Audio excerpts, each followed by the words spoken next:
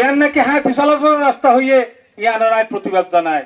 অবাজিয়ালি মানুষ চলাচলের রাস্তা, হাতি চলাচলের রাস্তা নয়। সুতরাং এই রাস্তা দিয়ে কোন ধরনের হাতি চলাচল বা বন্য হাতির কোন ধরনের আক্রমণাত্মক হয়েছে বলে আমার জানা নেই।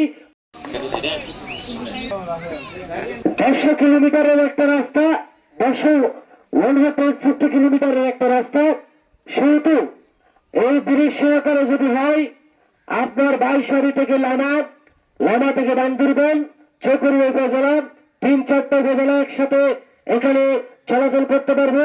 আমাদের ব্যবসা বাণিজ্য অনেক উন্নতির দিকে যাবে।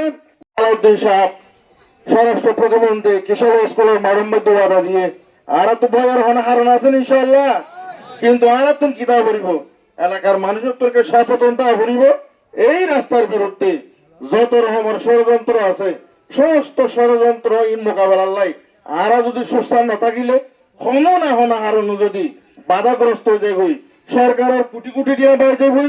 এই চকরিয়া তথা ফোকাস বাজারের জেলার বরপুরুষ জনাব আলহাজ আহমদ স্বরাষ্ট্রমন্ত্রী ইনারত আর এলাকার বাসীর যে প্রাণের দাবি ওই যদি সুদৃষ্ট দিলে ইনশাল্লাহ এই রোড হলফ বন বিভাগ বা অন্য মহলে ইনশাল্লাহ বন্ধ করতে পারিব।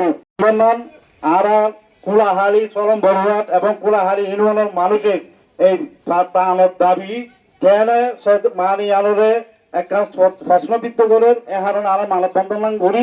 স্বরাষ্ট্রমন্ত্রীর কাছে আবার অনুরোধ করি অনেক একটু বন বিভাগ যোগাযোগ করি এ রাস্তা ব্যবস্থা করলে আর কুলাহালিবাসী আনন্দিত হইম। তাই আমি এলাকাবাসীর তরফ থেকে আহ্বান জানাবো দ্রুতভাবে বর্তমান সরকারকে এটি বাস্তবায়ন করার জন্য। বালিকা মাদ্রাসা সম্মানিত